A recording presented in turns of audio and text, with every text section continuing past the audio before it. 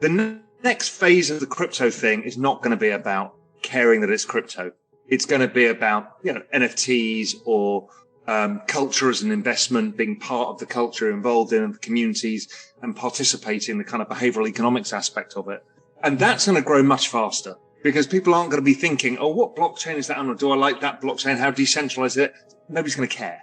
How we buy, store, move things around. It's like, I don't know what computer you're on, what phone network you're on, what software you're running. It's irrelevant to either of us. And that's what crypto world will become. It's this next layer of consumer stuff that changes everything. And the speed at which this is going to happen, I don't think people are prepared for. So I think that culture will end up being the investment. And also it ends up with some system of universal basic equity as opposed to income, because you're being paid, as we talked about, you can get paid for your online presence, but you also get rewarded for being in a community that is growing and that has benefit to the ecosystem. So that, I think, is by far the biggest application of all. Sports teams are already being tokenized, pretty much everything. That's, I think, the next big phase. And I think it's early.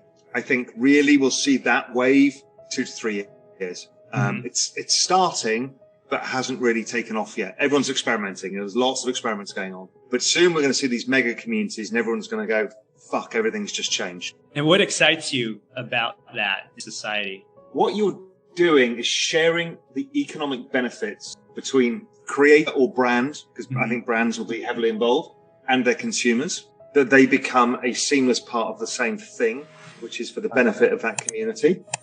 And what it does is it essentially starts forcing out the middlemen. So if you're in the music industry, 80% of the economics goes to other people and not to the artist. Everybody has to access their audiences via Facebook and Google. This changes that because you now have a direct link with your fans, audience, consumer, everything else. So that changes business models because everything is then built around this whole idea of network, and doing good for the community is a benefit to the community, which goes back to the societal thing. Because if you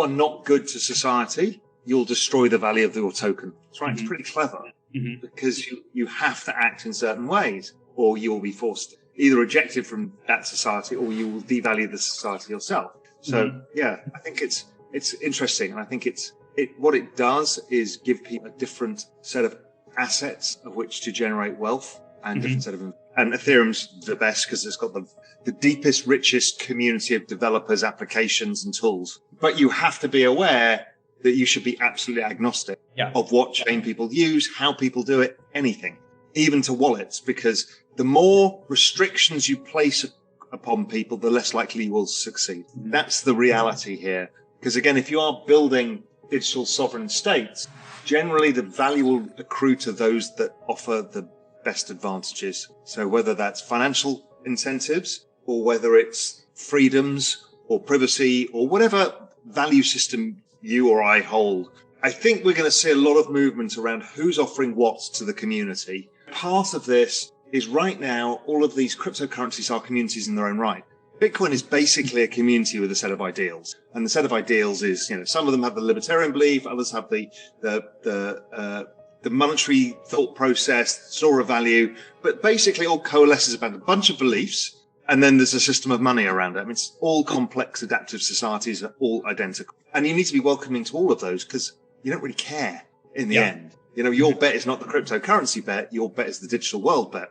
And they're two different bets. I think everybody in technology needs to stop thinking about, you start with one blockchain because it's easier. You get your experience, everything's new. And then after that, you need to make it as open as possible to everybody. Right? So we've never seen this pace of economic innovation. Yeah. We have no idea what we're going to come up with. It's basically monkeys at a typewriter.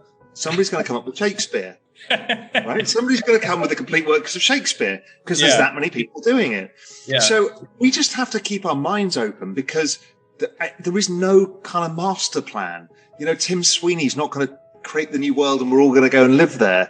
It's just not going to work that way because there's so much innovation, entrepreneurial activity, and it's coalescing around two different things. One is kind of pure capitalism, and the other is society and community. Those two actually, in the present world, actually don't fit together pretty well. They do quite well here in the Cayman Islands, In the US, they're kind of opposite ends, One you're labeled as progressive and the other you're labeled as a right winger. And those two worlds are not allowed to meet. But when I look at the experimentation going on, it's all coming on to something different. Community and capitalism all together. A DAO is basically a communist structure within a free market system. Right. This is interesting because if you got a bunch of economists, put them in the room and said, design a system, none of them would have done this. What we think of as the blockchain, we're all focused on now because we're all making money out of trading cryptocurrencies. But actually what we're doing is building the foundation stones for digital ownership. And transferability and trust and all of those things. We're about to go through, we're accelerating and the whole space is growing at 113% a year. It's twice the speed of the adoption of the internet.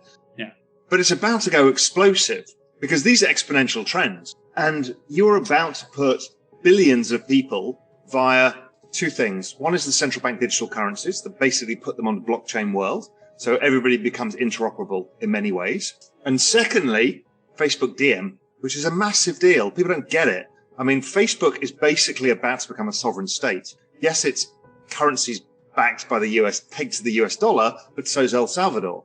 But what you've got is a fully operating system of money amongst a community of 3.5 billion people. And he's created a digital state. And it's one of the largest states on earth.